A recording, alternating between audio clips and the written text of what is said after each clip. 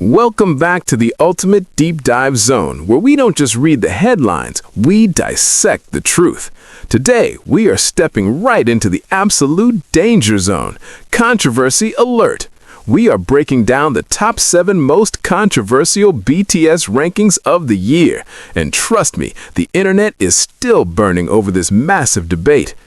Did the critics actually get it right, or did they completely disrespect the hard work of our boys? How do you even begin to mathematically rank 7 living legends who redefine global music history every single second without starting an absolute fandom war? Are you ready to question everything you thought you knew about their individual impacts, or will you defend your ultimate bias until the very end?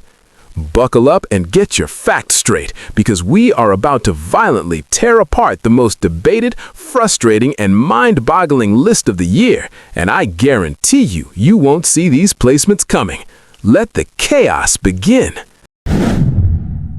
Number 7. RM, the heavy crown of the mastermind, unveiled.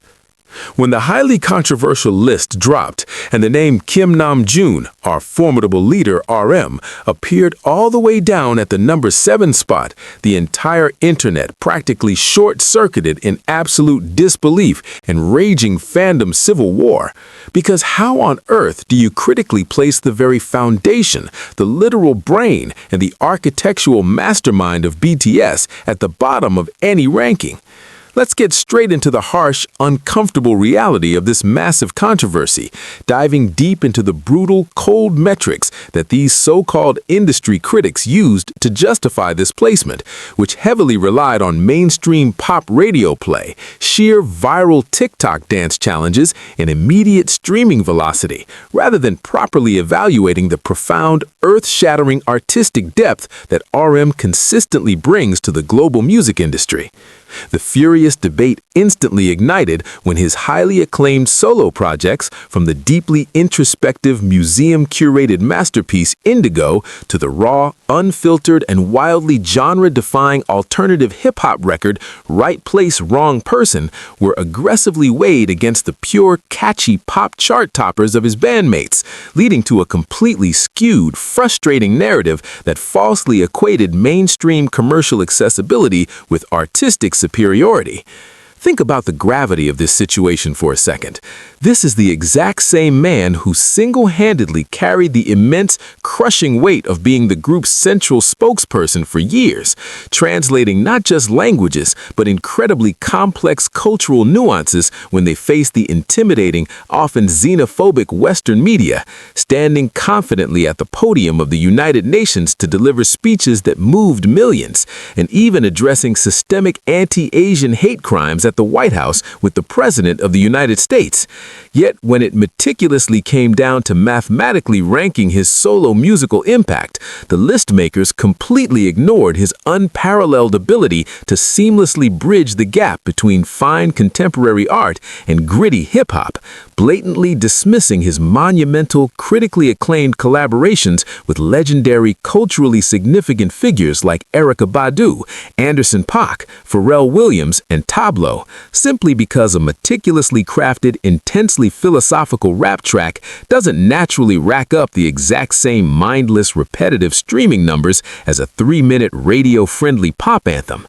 It is a heartbreaking and raging reflection of exactly how the modern music industry fiercely consumes art, treating it almost entirely like disposable fast food, rather than a carefully curated museum exhibit meant to be extensively studied, which is precisely how RM approaches his masterful craft, famously touring art galleries around the world and injecting that sophisticated, timeless, deeply intellectual energy into every single intricate lyric he pens. The explosive outrage flooding social media wasn't just about the number 7 placement. It was fundamentally about the blatant, unapologetic disrespect towards a genius lyricist who has written and produced over 200 officially registered songs under the Korea Music Copyright Association, KOMCA, single-handedly shaping the very soul, narrative structure, and sonic identity of BTS's entire discography from their rebellious, socially conscious hip-hop debut days in 2013 to their introspective, stadium-shaking global anthems today.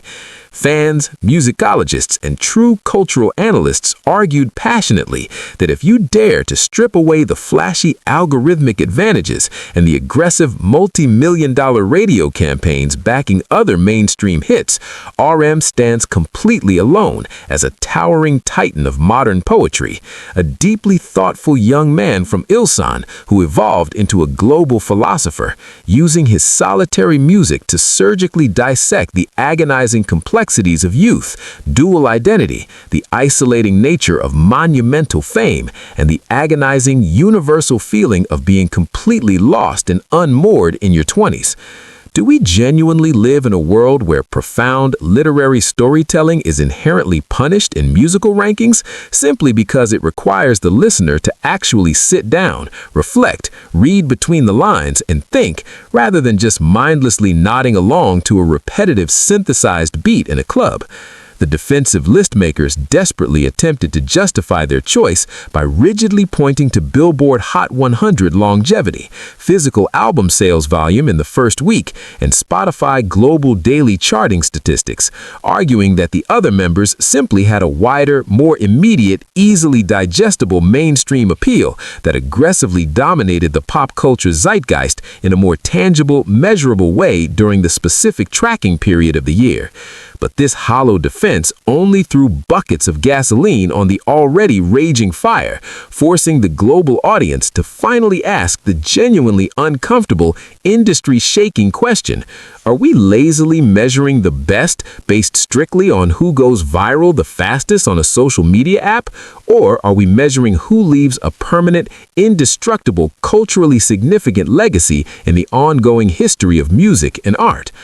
RM's solo work isn't designed to be a fleeting seasonal trend that fades away when the weather changes. It is purposefully meant to be a permanent, breathing archive of complex human emotion, an auditory diary of a man constantly violently wrestling with his dual identity as Kim Namjoon, the regular art-loving, nature-walking guy, and RM, the unstoppable, global, world-conquering global superstar. A harsh internal conflict so beautifully and tragically captured in his intricate wordplay, clever double entendres, and raw, unfiltered vocal delivery. The sheer audacity of the critics to place him at number 7 felt like a direct, targeted attack on the intellectual foundation of the fandom, instantly sparking massive, thesis-level analytical threads across Twitter and Reddit, where dedicated fans meticulously broke down his innovative production choices, the historical references in his music videos, and the profound thematic consistency of his solo releases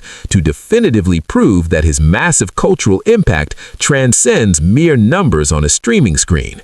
Look closely at the way he meticulously crafted the aesthetic of his solo era, brilliantly blending traditional Korean art elements and instrumentation with contemporary Western sounds, acting as an unofficial, highly effective cultural ambassador who brings massive global attention to underrated painters and sculptors, elevating his music videos into cinematic, high art experiences that require a magnifying glass and repeated viewings to fully decode.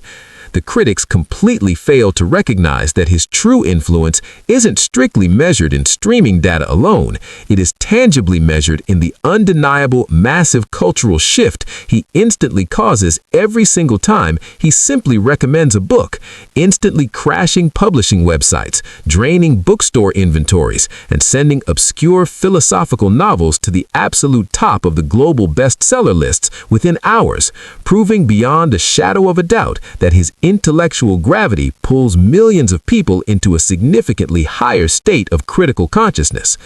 Placing him at number 7 completely ignores the sheer, terrifying emotional vulnerability it inherently takes for a megastar of his caliber to bravely strip away the glamorous, manufactured idol persona and present himself to the ruthless public as a flawed, angry, confused, and deeply reflective human being, desperately navigating the suffocating, soul-crushing pressures of unprecedented global fame. every single heavy syllable he spits on a track carries the unbearable weight of 1,000 untold stories of brutal trainee struggles, sweaty underground hip-hop battles in Hongdae, where he had to fight for his respect, and the relentless, non-stop pressure to flawlessly maintain the polished image of the biggest, most scrutinized boy band on the entire planet. When you truly sit down and digest the monumental, breathtaking scope of his artistry, from the sweeping orchestral grandeur of his introspective acoustic tracks to the gritty, unapologetic boom-bop hip-hop beats that directly pay homage to his underground roots, the very idea of ranking him at the bottom of any BTS-related list feels not just mathematically incorrect, but fundamentally morally absurd to anyone who actually understands music as an art form. But this exact massive ideological clash is exactly why this specific ranking is violently tearing the fandom apart right now, because it violently pits the profound, quiet intellectual depth of RM against the massive, loud commercial juggernauts of his beloved bandmates, mercilessly forcing us into a painful, completely impossible choice between entirely different, equally valid types of musical greatness.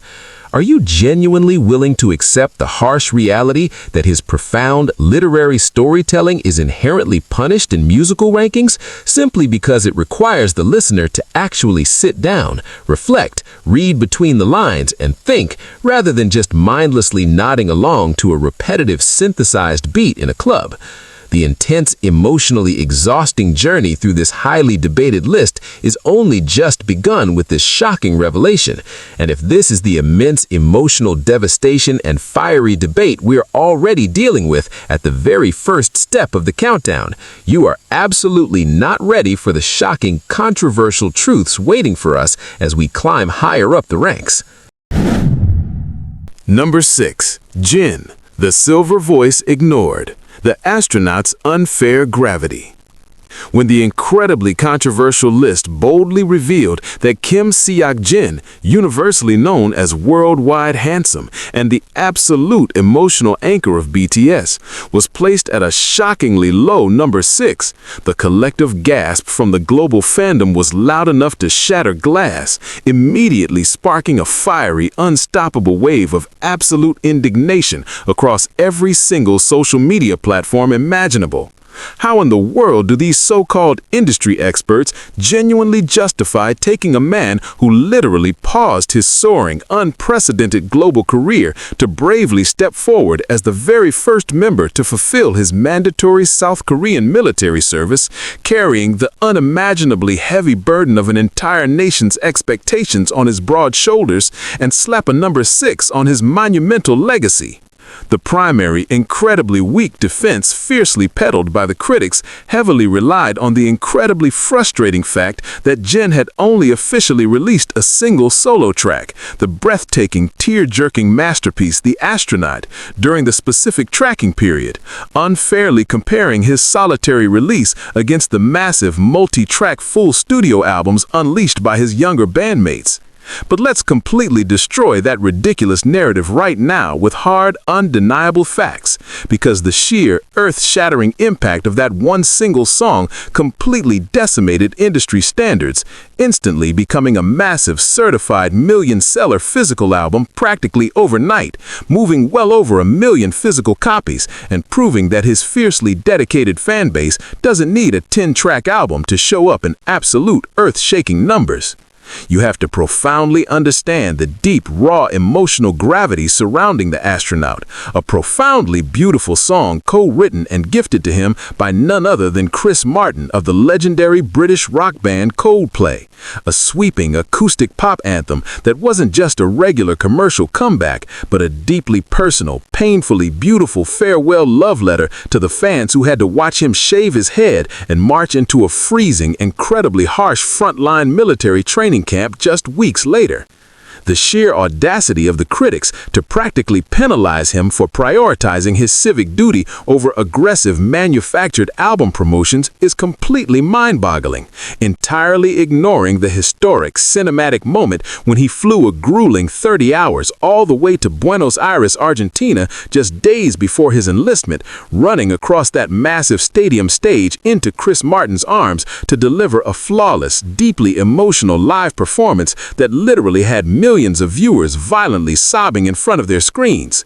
Yet these incredibly cold, heartless ranking algorithms blatantly ignored the profound cultural and emotional magnitude of that historic event, stubbornly obsessing over daily Spotify streaming loops and viral TikTok dance challenge metrics instead of genuinely acknowledging the powerful, unifying artistic statement Jin made as he gracefully bowed out of the spotlight to serve his country.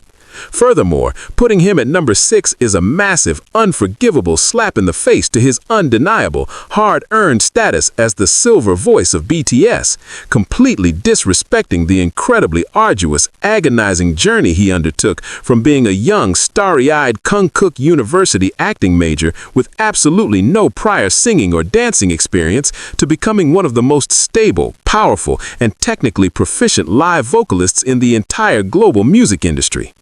Anyone who has ever been lucky enough to witness him flawlessly belt out the impossibly high, emotionally devastating climax of his legendary solo tracks like the heart-wrenching Epiphany, the soaring, angsty Awake, or the incredibly upbeat, technically demanding pop-rock anthem Moon, completely understands that Jin possesses an incredibly rare, crystal-clear vocal tone that acts as the essential soaring emotional climax for almost every single major BTS stadium anthem. The list makers lazily swept all of this immense vocal evolution under the rug, carelessly dismissing the thousands of hours of grueling behind-the-scenes vocal training he endured in the dark, sweaty practice rooms, often staying awake until dawn just to ensure he never dragged his younger brothers down, ultimately evolving into the incredibly reliable, unwavering vocal pillar that holds their complex, exhausting live choreography sets together while never missing a single pitch.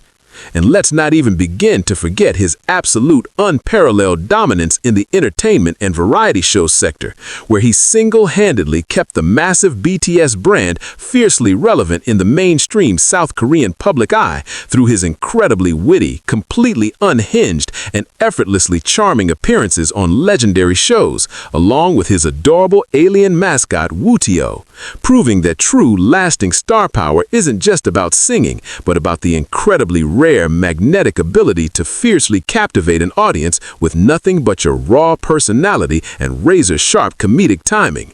To rank him at number 6 is to aggressively tell the world that a multifaceted, multi-talented entertainer who can effortlessly make you cry with a hauntingly beautiful high note and then immediately make you fall out of your chair laughing with a chaotic, unscripted joke is somehow worth less than someone who just drops a standard formulaic pop record. It completely ignores the crucial, deeply emotional role he has played for over a decade as the eldest hung, the silent, sturdy backbone who practically raised his teenage bandmates, cooked for them in their cramped, roach-infested debut dorms, drove them to school, and fiercely protected them from the incredibly toxic, cutthroat nature of the K-pop industry. A profoundly vital, unquantifiable leadership role that absolutely shapes the entire soul of the group, but sadly cannot be mathematically measured by Billboard Hot 100 charting positions. This highly controversial ranking essentially forced a massive, incredibly painful mirror in front of the fans, fiercely demanding to know if we are genuinely willing to let cold, corporate Western chart metrics violently erase the beautiful, deeply human legacy of a man who gave up his golden years to nurture the biggest band on earth, only to be tossed into the middle of the pack simply because he didn't play the aggressive modern-day streaming game. The blazing fire of this massive controversy is still fiercely burning through fan forums, group chats, and social media, with millions violently refusing to accept this blatant disrespect towards his artistry, his flawless live vocals, and his unparalleled sacrifice, leaving us all with a desperate, burning question. If a monumental, history-making single, a legendary rock collaboration, over 1 million physical sales, and the tearful, heroic farewell of a global icon isn't enough to secure a top-tier ranking, then what on earth do these out-of-touch critics actually want from these artists? And who on earth could possibly be controversial enough to take the number 5 spot? Number 5, Suga, the unapologetic rebel, the $1 million milestone ignored.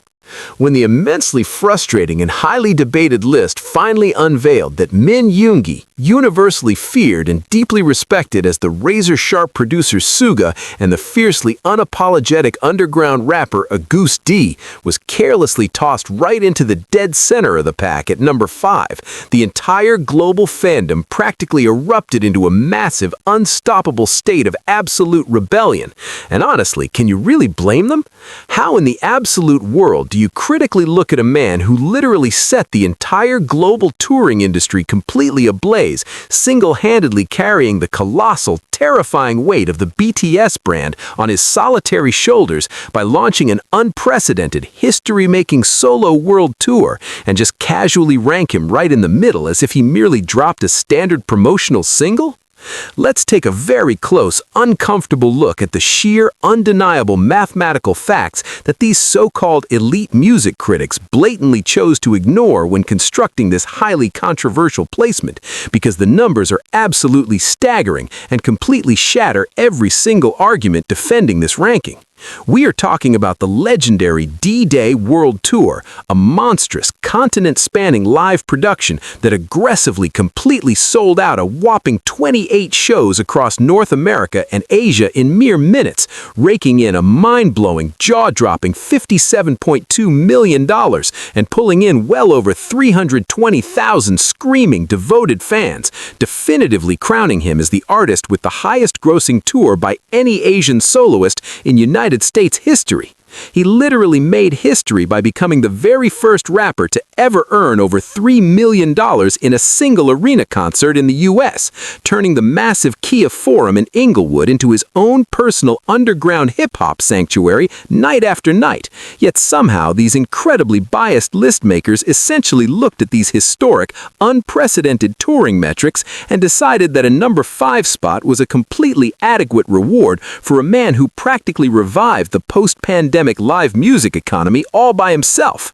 But the massive outrage surrounding this deeply flawed ranking goes so much deeper than just the dazzling, record-breaking box office numbers. It fundamentally strikes at the core of exactly how the mainstream pop industry continually fails to properly understand, respect, and validate complex, dark, and profoundly traumatic artistic storytelling. The D-Day album wasn't just a fun, easily digestible pop record meant to be casually played at a sunny beach party. It was the heavy, incredibly raw, and highly emotional conclusion to a legendary years-in-the-making mixtape trilogy that forced the listener to dive headfirst into the darkest, most agonizing corners of Min Yoongi's complex mind. Critics seemingly penalized him simply because his incredibly dense, politically charged, and socially conscious music doesn't strictly adhere to the cheerful, bright, bubblegum pop formula that dominates the current streaming algorithms, completely missing the absolute genius of a lead single like Hagem, where he aggressively and unapologetically tears down modern capitalism, internet toxicity, and society's sickening obsession with mindless overconsumption, using traditional Korean string instrumentation heavily layered over a gritty, distorted underground trap beat. Are we genuinely living in a musical landscape where an artist is mathematically punished in the rankings for having the sheer, unyielding bravery to completely expose his most devastating vulnerabilities to the entire world, laying out his excruciatingly painful, deeply personal battles with severe depression, crushing anxiety, and the agonizing trauma of his past in the heart-wrenching, violently emotional track Amygdala? You have to profoundly understand the incredible, almost superhuman level of immense mental fortitude and sheer physical stamina it takes for a solo artist to aggressively spit fire, sing with raw, breaking vocals, and command an entire arena stage completely alone for over 2 straight hours every single night, surrounded by massive pyrotechnics and a disappearing stage, all while battling a severe cough, a grueling travel schedule, and the lingering, painful ghost of a major shoulder surgery that threatened to end his entire career just a few years prior. The list makers lazily swept his absolute musical genius entirely under the rug, completely dismissing the fact that he meticulously wrote, produced, and flawlessly executed every single aspect of this cinematic, rock opera-level masterpiece, brilliantly blending his fiercely aggressive Auguste D persona with his softer, more introspective Suga identity to finally achieve a beautiful, hard-earned sense of total liberation. Furthermore, placing him at number 5 completely disrespects his massive, undeniable influence as a globally respected super producer who effortlessly commands the absolute highest level of immense respect from both the gritty underground Korean hip-hop scene and the massive, glittering Western mainstream music industry alike, completely ignoring his profoundly beautiful, history-making collaboration on the deeply moving track Snooze with the incredibly legendary, late Oscar-winning Japanese composer Ryuichi Sakamoto. This specific ranking fiercely triggered a massive, highly analytical debate across every single social media platform, aggressively forcing fans to question if the Western music industry will ever truly, genuinely respect a fiercely independent Korean rapper who consistently refuses to dilute his heavy, socially critical message, fiercely preferring to scream his painful, unfiltered truths into a microphone rather than safely catering to the sterile, radio-friendly demands of corporate executives. The sheer audacity of looking at a man who broke the Hantio record for the highest first-day sales by a soloist with over 1 million copies, a man whose concert movie, Auguste D Tour D-Day the Movie, violently stormed the U.S. box office, practically matching giant Hollywood blockbusters and firmly telling him that he is only the 5th best in his own group, is an absolute, undeniable travesty that completely exposes the inherent, deeply rooted biases of these so-called critical ranking systems. It violently forces us to confront the harsh, uncomfortable reality that aggressive, unfiltered, and deeply traumatizing art is still fundamentally misunderstood and severely undervalued by the mainstream media, leaving millions of absolutely furious fans fiercely screaming his lyrics into the void, fiercely demanding to know exactly what more an artist has to completely sacrifice, bleed, and give to the world to finally be recognized as the undisputed, untouchable titan he truly is. This incredibly intense, blood-boiling controversy proves that the fiery, unstoppable spirit of Auguste D cannot ever be contained by a simple, arbitrary number on a highly flawed internet list, leaving us totally breathless, exhausted, and desperately wondering if a record-shattering, continent-conquering, trauma-healing musical genius like Min Yoongi is somehow violently forced into the middle of this chaotic pack, then who in the world possesses the terrifying, overwhelming power to actually claim the number 4 spot? And will you be brave enough to handle the absolute shock when their name is finally revealed? Number 4, J-Hope, The Sunshine's Dark Rebellion, a masterpiece misunderstood.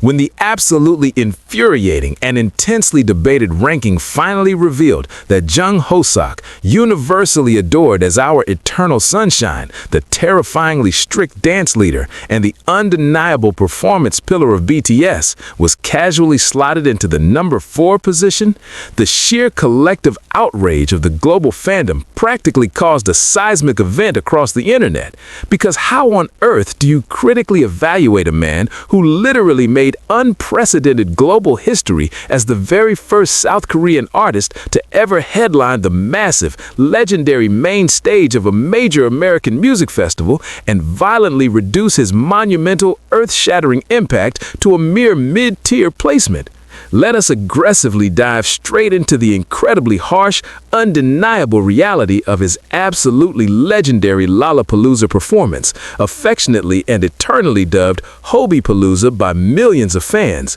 where he bravely stood completely alone on that massive Chicago stage in front of a terrifyingly vast sea of over 100,000 screaming people, carrying the crushing, unimaginable pressure of the entire BTS legacy on his solitary shoulders for a grueling, flawlessly executed 70-minute set of pure, unadulterated hip-hop, heavy rock, and raw, explosive energy that definitively silenced every single critic who ever dared to doubt his solo potential. The so-called industry experts completely and unapologetically ignored the immense, terrifying vulnerability it took for J-Hope to deliberately strip away his bright, colorful, and highly commercialized pop star persona, choosing instead to aggressively plunge into the dark, gritty, and incredibly heavy grunge aesthetic of his absolute masterpiece of a solo album, Jack in the Box, a deeply conceptual, highly philosophical record that brilliantly explored the suffocating, destructive nature of immense ambition, the agonizing pressure of global fame, and the terrifyingly dark shadows that naturally lurked directly behind his famous million-dollar smile. These incredibly out-of-touch list makers seemingly punished him for his unparalleled artistic bravery, heavily relying on flawed, surface-level commercial metrics that were severely impacted by a highly controversial, intensely debated album rollout strategy that entirely prioritized a digital, eco-friendly Weverse album format during its crucial first week, severely crippling his initial physical sales and traditional Billboard charting numbers in a way that absolutely did not reflect the true, massive global demand for his phenomenal, history-making art. It is absolutely enraging and fundamentally heartbreaking to watch cold corporate music algorithms maliciously weaponize this specific technicality against a visionary artist who purposefully rejected standard, highly manufactured pop formulas to deliver a raw, intense, and sonically aggressive love letter to the old-school 1990s boom-bap hip-hop that originally raised him, actively choosing to work with raw underground vocalists and heavy distorted guitar riffs in visceral, deeply unsettling tracks like More and Arson, instead of safely chasing a generic, easily digestible viral TikTok dance trend that would have guaranteed an artificial #1 spot. You genuinely have to sit back and profoundly analyze the sheer terrifying audacity of placing the primary dance captain of the biggest group in the entire world at #4, completely disrespecting the thousands of grueling, agonizing hours he has spent trapped inside suffocating, brightly lit practice rooms, meticulously breaking down complex choreographies frame by painstaking frame, fiercely guiding his brothers with an iron fist elegantly disguised as a warm, encouraging smile, and single-handedly ensuring that the legendary BTS live performance standard remains absolutely flawless, incredibly synchronized, and completely untouchable in the highly competitive, ruthless global music industry. But the massive burning controversy surrounding this deeply flawed ranking doesn't just stop at his revolutionary music and historic festival headline. It violently ignores the incredibly profound, deeply personal, and highly cinematic journey he generously took us on with his breathtaking Hope on the Street documentary series and accompanying original soundtrack, a deeply moving, soul-searching project where he deliberately stepped away from the blinding, intoxicating light of global superstardom to humbly return to his gritty, sweaty underground street dance roots. Can you even begin to comprehend the sheer, unadulterated passion and profound humility it takes for a multi-millionaire global icon to travel across the world to Osaka, Paris, New York, and his humble hometown of Gwangju, eagerly stepping back into the intimidating cipher circle to battle, learn, and sweat alongside veteran underground street dancers, flawlessly executing incredibly complex locking, popping, and house routines just to desperately reconnect with the pure, untainted love for raw human movement that originally sparked his entire historic career before the massive stadium tours and the terrifying fame. The sheer audacity of these critics to look at a man who meticulously prepared and pre-recorded massive, high-budget, incredibly thoughtful musical gifts for his fiercely loyal fans months before quietly marching off to fulfill his mandatory South Korean military service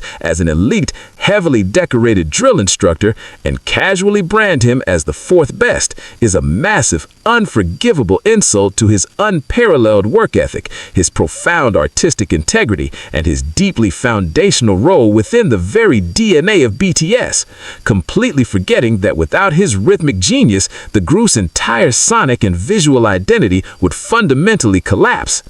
Every single time he practically sets the stage on fire with his impossibly sharp, fiercely powerful isolations, his incredibly fluid, gravity-defying transitions, and his terrifyingly intense stage presence, he aggressively proves beyond any shadow of a doubt that he is not just a mere idol, but a deeply respected, once-in-a-generation maestro of rhythm who seamlessly blends heavy, complex, philosophical narratives regarding the ancient Greek myth of Pandora's box with incredibly sharp modern visual storytelling that leaves both dedicated fans and seasoned musicologists completely breathless and frantically begging for more. The incredibly biased ranking system completely failed to measure the profound, deeply emotional gravity of watching him fiercely burn down his own metaphorical box in the Arson music video, an incredibly powerful, visceral visual representation of his desperate, agonizing desire to break free from the suffocating, rigid expectations of the Korean idol industry and brutally confront the terrifying, overwhelming flames of his own massive, uncontrollable global success head-on. This highly controversial ranking essentially forced a massive, incredibly painful mirror in front of the fans, fiercely demanding to know if we are genuinely willing to let cold, corporate Western chart metrics and strictly standardized physical sales requirements violently erase the beautiful, deeply human, and fiercely rebellious legacy of a man who literally burned down everything he previously built just to bravely rise from the ashes as a completely evolved, unapologetic artist who refuses to compromise his profound artistic vision for a cheap radio hit. The blazing fire of this massive controversy is still fiercely burning through fan forums, group chats, and social media, with millions violently refusing to accept this blatant disrespect towards his cutting-edge artistry, his flawless live vocals, his untouchable dance supremacy, and his unparalleled sacrifice, leaving us all with a desperate, burning question that continues to haunt the very core of this deeply divided fandom. If a massive, history-making Lollapalooza headline, a profound, deep, dark hip-hop masterpiece, a stunning global street dance documentary, and the absolute, undisputed title of the greatest performer of his generation isn't enough to secure a top-tier ranking in this highly flawed list, then what on earth do these out-of-touch critics actually want? And who on earth could possibly possess the terrifying, unbelievably overwhelming power to completely shatter the internet by claiming the highly coveted, unbelievably controversial number 3 spot? Number 3, Jimin, the Swan's Stolen Crown, a Billboard history erased. When the absolute bloodbath of this infuriatingly controversial ranking officially dropped and shockingly revealed that Park Jimin, the mesmerizing contemporary dance prodigy and the dangerously captivating frontman of BTS, was locked into the number 3 position, the entire global music industry practically stopped spinning as an unprecedented, catastrophic wave of pure, unadulterated fandom rage completely shattered the internet. How in the absolute, undeniable name of musical justice do you critically evaluate a man who literally ripped up the American record books, defying every single stacked odd and institutional barrier to become the very first South Korean solo artist in the entire history of the universe to debut at number 1 on the incredibly xenophobic, heavily gate-kept Billboard 100 chart, and casually slap a bronze medal on his monumental, earth-shattering legacy? We have to aggressively dive headfirst into the incredibly dark, uncomfortable, and highly political reality of his absolute masterpiece of a solo debut album, Face, and the disgusting, blatant industry manipulation that immediately followed his historic triumph. This wasn't just a regular pop album release. This was a visceral, deeply agonizing, and incredibly raw psychological thriller translated into an auditory experience, a profoundly terrifying journey into the darkest, most isolated corners of Jimin's mind during the suffocating height of the global pandemic, where he bravely stripped away the glittering, flawless idol persona to expose a deeply wounded, highly intoxicated, and profoundly lost artist, desperately trying to find his own reflection in a shattered mirror. The sheer, terrifying audacity of the so-called elite critics to look at the massive, unprecedented organic success of the hypnotic synth-pop masterpiece like Crazy, a deeply intoxicating track inspired by a dark indie film that perfectly captured the agonizing, dizzying blur of trying to numb your deepest pains with fleeting nightlife and temporary illusions, and somehow decide that it wasn't enough to secure the absolute top spot, is fundamentally sickening. You have to profoundly understand the absolute historical magnitude of what Jimin achieved. Without any massive Western radio support, without standard corporate playlisting, and facing an incredibly hostile, heavily biased Western music industry that actively tries to suppress organic global pop phenomenons, his fiercely dedicated fanbase shattered the glass ceiling through sheer, unstoppable purchasing power and relentless, passionate streaming. But the massive, burning controversy that is fiercely tearing the internet apart right now goes so much deeper than just the initial #1 placement. It aggressively highlights the deeply infuriating, highly controversial chart rule changes that seemingly happened immediately after his historic victory, where Billboard notoriously altered their specific rules regarding direct digital downloads and physical sales weighting in what millions of fans and sharp industry analysts widely perceive as a direct, highly targeted, and incredibly xenophobic attack to actively prevent an Asian soloist from maintaining that supreme, untouchable dominance on their precious, heavily guarded charts. To place him at #3 after he quite literally forced the biggest music charting institution in the world to aggressively rewrite their own rulebook just to contain his massive, unstoppable global power is a massive, unforgivable insult to his unparalleled artistic gravity and the sheer, terrifying devotion he inspires. Furthermore, this highly flawed, deeply insulting ranking completely and utterly disrespects the thousands of agonizing, physically destroying hours he spent meticulously crafting the breathtaking cinematic marvel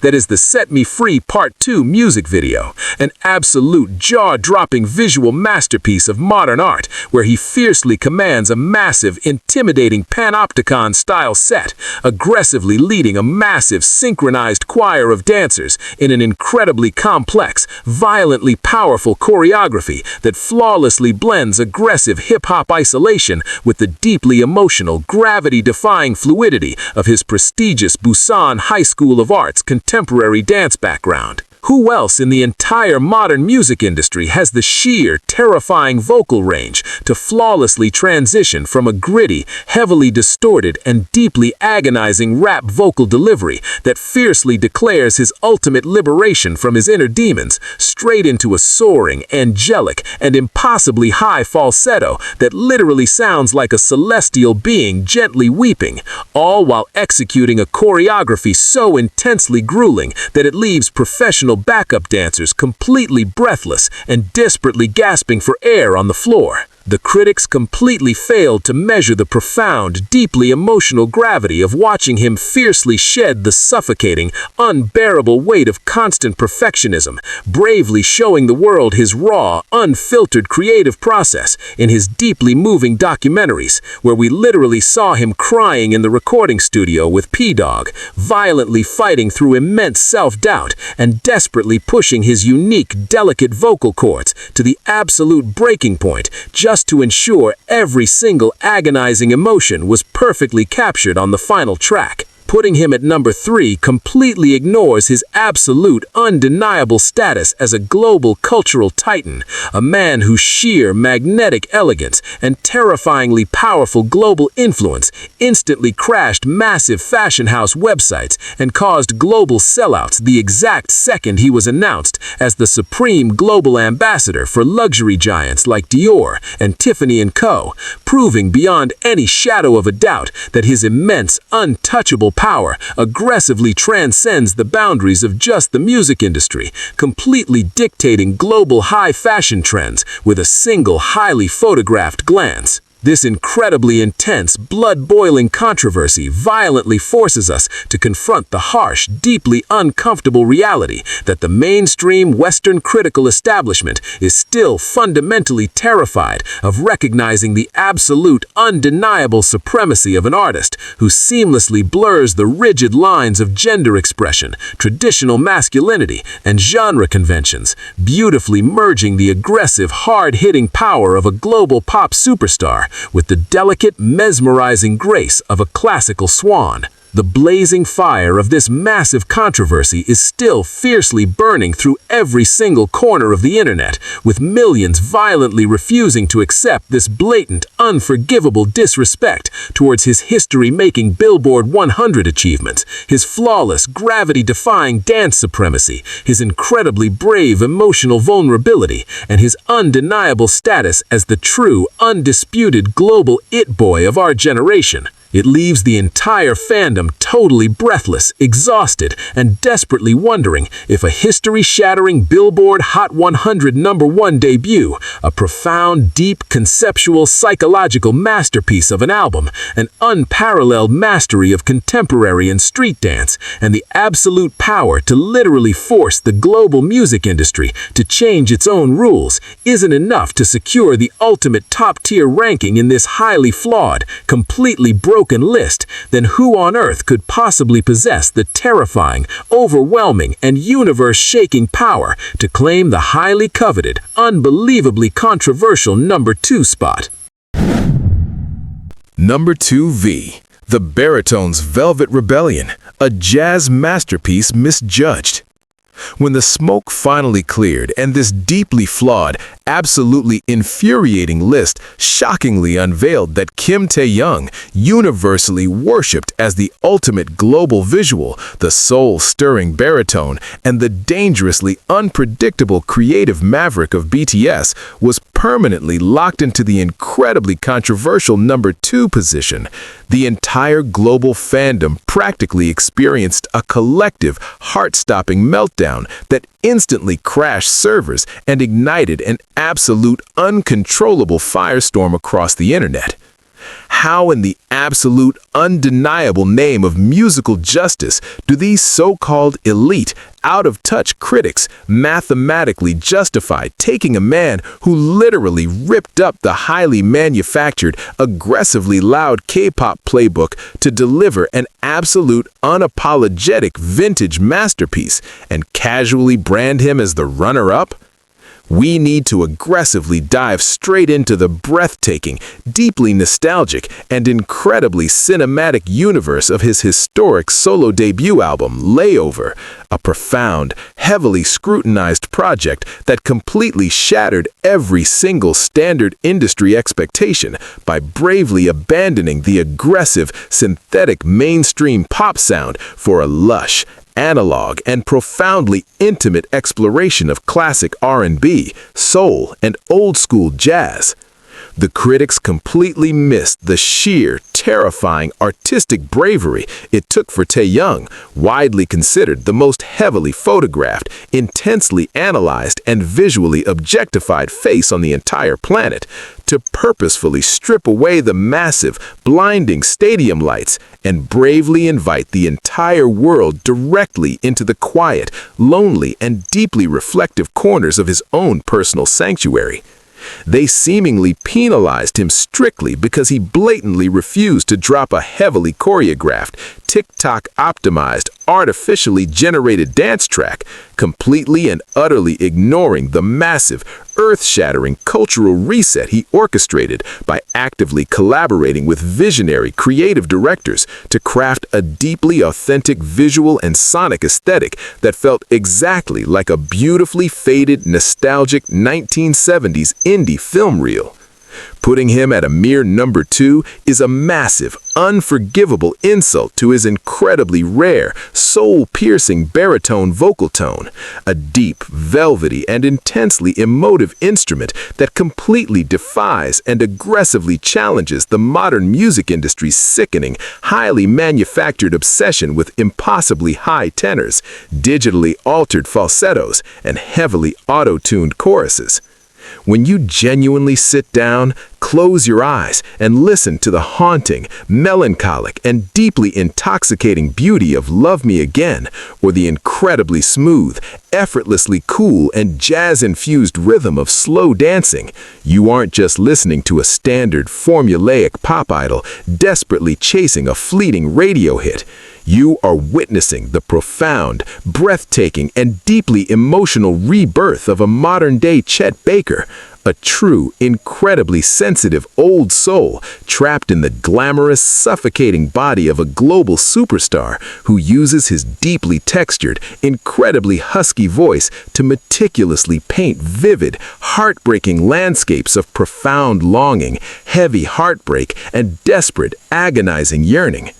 The incredibly biased, numbers-obsessed list makers conveniently forgot to mathematically factor in the absolute, undeniable, and record-obliterating commercial power he wields with a simple, quiet release, casually ignoring the massive, history-making fact that Layover sold well over 2 million physical copies right out of the gate, completely shattering historical Hantio chart records for a solo artist without ever once compromising his deeply personal, fiercely independent, and profoundly anti-pop artistic vision. Furthermore, this highly controversial ranking completely disrespects the immense, undeniable, and utterly terrifying global cultural gravity he commands entirely outside of the recording booth, actively pretending that his mere silent presence doesn't literally dictate and manipulate the entire global luxury economy.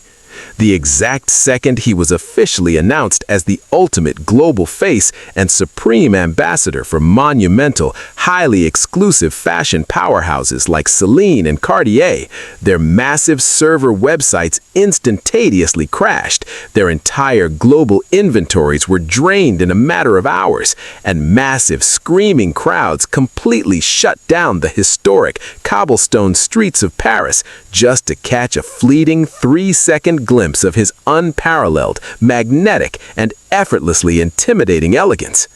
What makes this specific, highly scrutinized ranking so deeply enraging and fundamentally heartbreaking to millions of dedicated listeners is how it completely, ruthlessly ignores the incredible, raw emotional vulnerability he bravely showcased by boldly making his beloved, incredibly fragile Pomeranian, Jeon, the official co-star and absolute undeniable emotional center of his entire massive promotional cycle, literally bringing a tiny, heavily loved pet onto the massive, highly intimidating, and fiercely competitive stages of major Korean music broadcasting shows in a deeply moving, beautifully pure, and completely unscripted display of unconditional love that instantly brought millions of fans across the globe to absolute, uncontrollable tears. You have to profoundly understand the incredible, crushing weight of immense isolation that naturally comes with holding the terrifying title of the most handsome man in the world, a highly objectified, constantly scrutinized existence where the general public and ruthless media rarely bother to look past the absolutely flawless, God-given bone structure to genuinely appreciate the brilliant, deeply sensitive, incredibly poetic, and fiercely protective artist underneath. Taehyung purposefully designed every single intricate frame of his music videos to violently rebel against that superficial, incredibly toxic gaze, actively choosing to present himself not as an untouchable deity, but as a messy, heartbroken, wandering, and completely ordinary young man, simply trying to find a fleeting moment of peace, profound healing, and genuine human connection on a quiet, sun-drenched beach, delivering a profound, cinematic masterclass in visual storytelling that leaves the viewer feeling incredibly raw, deeply exposed, and overwhelmingly melancholic. He bravely infused his profound love of classical jazz, his intense passion for raw street photography under his Vante pseudonym, and his undeniable, hard-earned acting chops originally debuted in Hwarang directly into the very DNA of this solo era, proving beyond any shadow of a doubt that he is a meticulously detailed, multifaceted artistic visionary who absolutely refuses to be placed inside a neat, easily marketable corporate box. Yet these out-of-touch, entirely numbers-obsessed critics aggressively looked at this deeply healing, profoundly beautiful jazz-pop sanctuary and cold-heartedly decided that it simply wasn't mathematically aggressive or virally disruptive enough to secure the ultimate, untouchable top crown, a deeply offensive, highly controversial decision that essentially violently tells the entire world that quiet, understated, and deeply soulful brilliance is somehow inherently inferior to loud, aggressive mainstream commercialism. The blazing fire of this massive, unprecedented controversy is violently tearing through every single fan forum, group chat, and critical review site right this very second, with millions of deeply dedicated fans aggressively demanding to know if true, undeniable, and deeply emotional artistry will ever be genuinely respected in a cutthroat, deeply cynical, and heavily gate-kept industry that only heavily rewards viral internet moments and artificial charting tactics. It leaves the entire emotionally exhausted fandom totally breathless, fiercely debating, and desperately, terrifyingly wondering if a history-shattering 2 million physical sales record, a profound, deep, vintage jazz-inspired masterpiece of an album, an unparalleled mastery of deep baritone emotive delivery, and the absolute, terrifying power to literally freeze the entire global fashion industry isn't enough to finally secure the ultimate, undisputed #1 ranking in this highly flawed, completely broken list, then who on earth could possibly possess the terrifying, overwhelming, and universe-shattering power to claim the highly coveted, unbelievably controversial #1 spot? Number 1, Jungkook, the Golden Pop Titan, a mainstream betrayal or ultimate supremacy.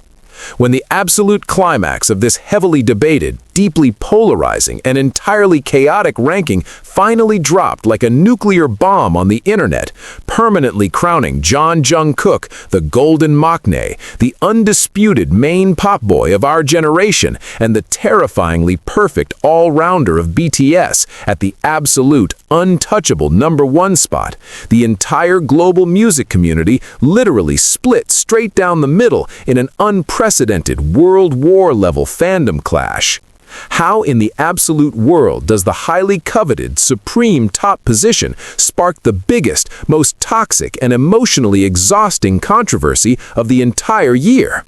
You have to aggressively peel back the glittering, multi-million-dollar layers of his historic, record-shattering solo debut album Golden to genuinely understand the massive, deeply philosophical, and highly frustrating ideological war that this specific placement ignited among music critics and dedicated longtime fans alike. The massive, unavoidable elephant in the room that had purists violently screaming at their screens is the undeniable, cold hard fact that Golden is a completely English-language, highly sanitized, and heavily manufactured Western pop juggernaut that entirely abandoned the deeply personal, socially conscious, self-produced Korean language roots that originally built the entire BTS empire. When you critically look at the massive credits of this album, packed to the absolute brim with legendary Western hitmakers, elite Grammy-winning producers, and massive featured artists like Andrew Watt, Circuit, John Bellion, DJ Snake, Jack Harlow, and Lotto, a massive, highly vocal faction of the internet aggressively argued that crowning this specific project as the absolute best solo endeavor fundamentally rewards a highly calculated, algorithmic pursuit of mainstream Western radio play over the raw, agonizing, and deeply vulnerable artistic authenticity showcased by his older bandmates. Is placing Jungkook at the very top of the mountain a blatant, unforgivable betrayal of true K-pop artistry, essentially telling the entire world that an Asian artist can only achieve supreme, undisputed greatness by completely stripping away their cultural identity, their native language, and their profound lyrical depth just to safely sing highly generic, easily digestible pop anthems about weekend parties and toxic relationships? But before you completely write off his crowning achievement as a mere corporate label-manufactured victory, you have to absolutely fundamentally respect and bow down to the terrifying, universe-shattering mathematical reality of his sheer, unparalleled global dominance, because the numbers he pulled are so ridiculously, incomprehensibly massive that they literally broke the fundamental infrastructure of the global streaming industry. We are talking about an artist who completely obliterated the Spotify record books, transforming Seven into an absolute, unstoppable global phenomenon that became the fastest song in human history to surpass 1 billion streams in just a jaw-dropping 108 days, effortlessly crushing massive, untouchable Western pop titans like Miley Cyrus and Taylor Swift in his wake, and accumulating over 7.79 billion streams across all his solo credits.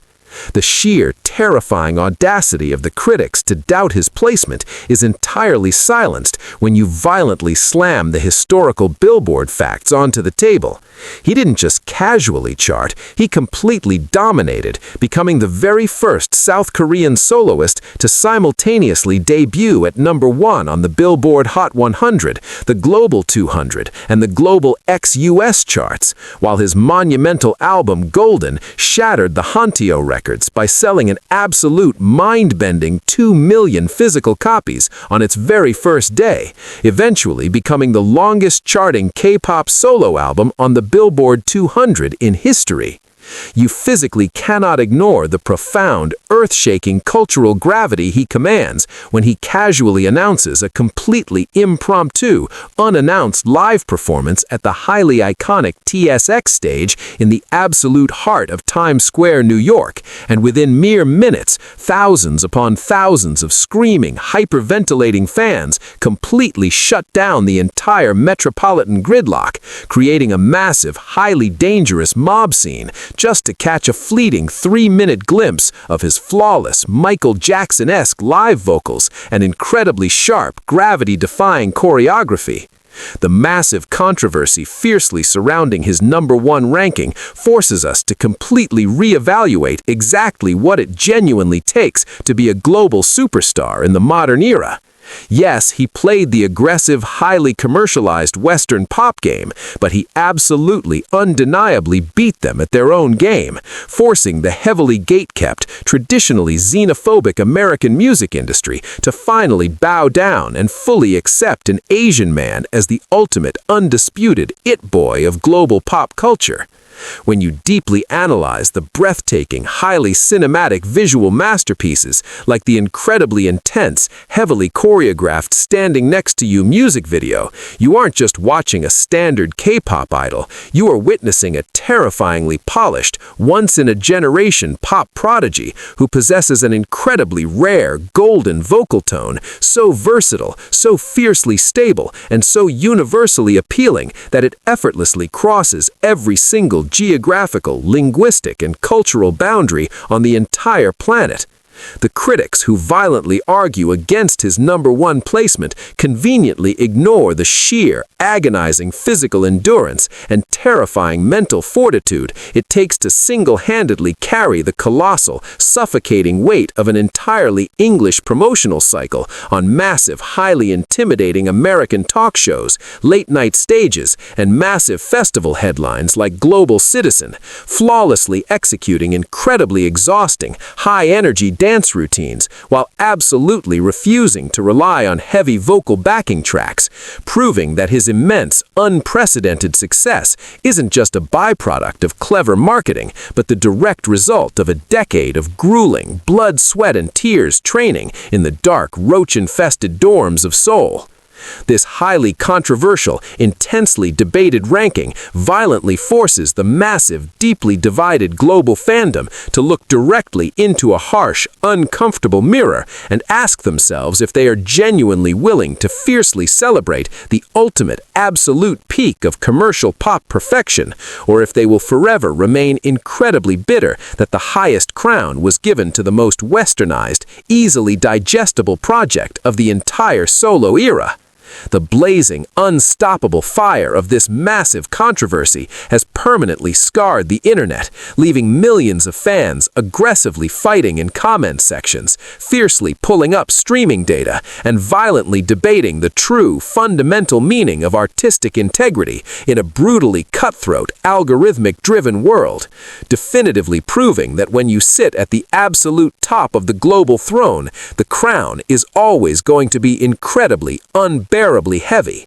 So, now that we have aggressively torn apart, analyzed, and deeply questioned every single highly controversial ranking on this absolutely maddening, internet-breaking list, you have to finally look deep inside your own heart and ask yourself the ultimate question. Did these out-of-touch critics actually get it completely right? Or is this entire ranking system a fundamentally flawed, heavily biased illusion designed to tear us apart? And there you have it. We have officially survived the absolute bloodbath, the tears, the screaming matches, and the mind-numbing mathematical gymnastics of the single most infuriating, heavily debated, and deeply controversial BTS ranking of the entire year. And if your heart isn't beating completely out of your chest right now, you clearly haven't been paying attention to the monumental, industry-shaking gravity of what we just uncovered.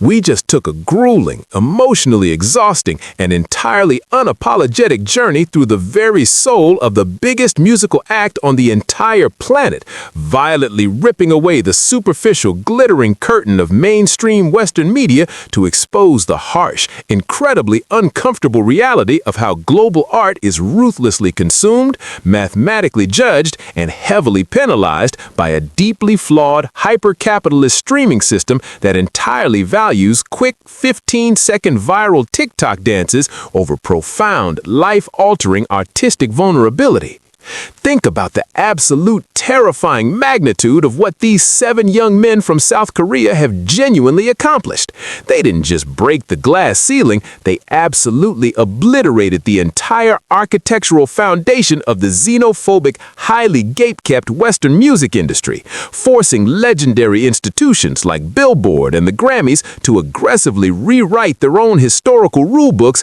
just to desperately contain a massive, unstoppable cultural revolution that they fundamentally do not understand and entirely cannot control. From the profound, deeply intellectual, museum-curated philosophical poetry of RM sitting at the criminally low bottom to the breathtaking, tear-jerking, stadium-echoing astronaut farewell of Jin, the fierce, trauma-healing, arena-conquering underground rebellion of Suga, the raw, dark, grunge-infused, festival-headlining hip-hop supremacy of J-Hope, the gravity-defying, chart-manipulating, gender-blurring contemporary swan song of Jimin, the deeply nostalgic, soul-piercing, jazz-infused vintage cinematic universe of V, all the way up to the blinding, record-shattering, fully English global pop domination of Jungkook at the absolute highly contested summit. This entire list is a massive, incredible incredibly painful and fiercely glaring mirror reflecting exactly how broken the modern critical establishment truly is. How can you genuinely, morally, and mathematically assign a sterile, cold number to a completely unprecedented history-making solo era that was never, ever designed to be a cutthroat internal competition, but rather a beautifully intricate, deeply personal seven-piece mosaic of raw human emotion, a desperate, incredibly brave attempt by seven exhausted, fiercely loyal brothers to finally discover their own individual identities after dedicating their entire youth, their mental health, and their absolute everything to the suffocating, crushing weight of the BTS brand. The sheer, terrifying audacity of these list makers to aggressively pit them against each other completely ignores the deeply foundational, unbreakable bond of the group, entirely disrespecting the grueling thousands of hours they spent bleeding, crying, and fighting together in a cramped, moldy debut dorm in 2013, completely terrified of the future, but fiercely holding on to the desperate, impossible dream of just being heard. When you violently tear apart this incredibly controversial ranking, you quickly realize that the massive global fan wars and the intense, toxic Twitter debates aren't actually about the specific numbers at all. They are a desperate, highly emotional, and completely justified defense mechanism from a fiercely protective fandom that absolutely refuses to let cold, heartless corporate algorithms violently erase the profound, deeply human legacy of artists who literally saved millions of lives through their heavy, socially conscious lyricism, their unfiltered emotional honesty, and their unyielding, radical message of self-love in a desperately dark world. Are we genuinely going to allow out-of-touch, heavily biased Western music critics who didn't even know what K-pop was a decade ago to permanently dictate the historical narrative and artistic worth of seven legends who have actively spoken at the United Nations, completely revitalized the entire South Korean economy, and beautifully redefined the absolute limits of global pop culture? This entire infuriating ranking violently proves that no matter how many hundreds of millions of albums they sell, no matter how many massive stadium tours they instantly sell out across multiple continents, and no matter how many historic, mind-bending streaming records they entirely shatter before breakfast, the highly cynical, metrics-obsessed music industry will always fiercely attempt to place them in neat, easily digestible, mathematically ranked boxes simply because true, unadulterated, and wildly diverse artistic genius is fundamentally terrifying to the established status quo. So let the internet fiercely burn with this massive controversy. Let the comment sections turn into absolute battlegrounds of streaming data and philosophical essays, and let the critics frantically scramble to defend their highly flawed, deeply insulting placements, because at the absolute end of the day, when the blinding stage lights finally go out and the deafening screams of the stadiums gently fade into a quiet, peaceful silence, the true, eternal, and completely untouchable legacy of RM, Jin, Suga, J-Hope, Jimin, V, and Jungkook will never, ever be defined by a cheap, controversial internet ranking, but by the massive, indestructible, and entirely unprecedented global family they beautifully built from the ground up, leaving us all with one final, haunting, and incredibly challenging question that will echo through the ongoing history of music. Instead of aggressively tearing them apart to find out who is mathematically the best, shouldn't we just be overwhelmingly, profoundly grateful that we are somehow lucky enough to exist in the exact same lifetime as all seven of them? Because genuinely, when you look back at the absolute blood, sweat, and agonizing tears that paved the incredibly brutal road from their highly disrespected, completely ignored debut under a practically bankrupt tiny entertainment company to standing on the most prestigious, highly coveted global stages, you realize that this entire conversation about rankings is nothing more than a shallow, completely hollow distraction from the actual, awe-inspiring miracle of their existence as a septet. The critics violently obsessed with these arbitrary placements are entirely missing the profound underlying magic of their highly anticipated Chapter 2, a deeply vulnerable, entirely unprecedented musical era where they actively chose to step off the massive runaway bullet train of unprecedented global fame to bravely explore the terrifying, unknown depths of their own individual artistry, completely knowing that their incredibly diverse, deeply personal sonic choices, whether it's raw 90s boom bap, agonizing alternative rock, silky vintage jazz, or blindingly polished mainstream pop,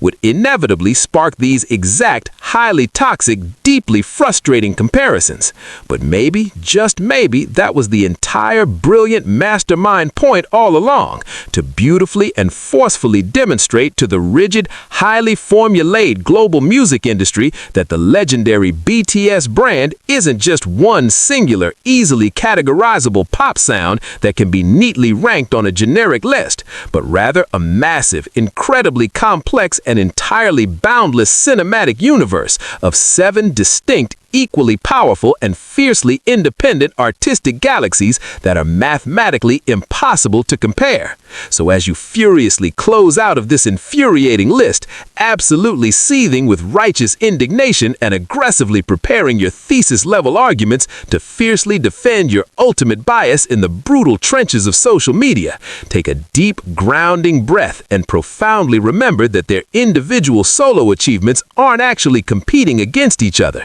They are actively, beautifully complementing each other, meticulously laying down the massive, indestructible, and entirely unprecedented musical foundation for an even more terrifyingly powerful, universe-shattering reunion that will undoubtedly make every single one of these highly debated, entirely controversial rankings look completely and utterly obsolete. Would you like me to help you explore any specific solo albums, behind-the-scenes production details, or dive into another intense pop culture debate?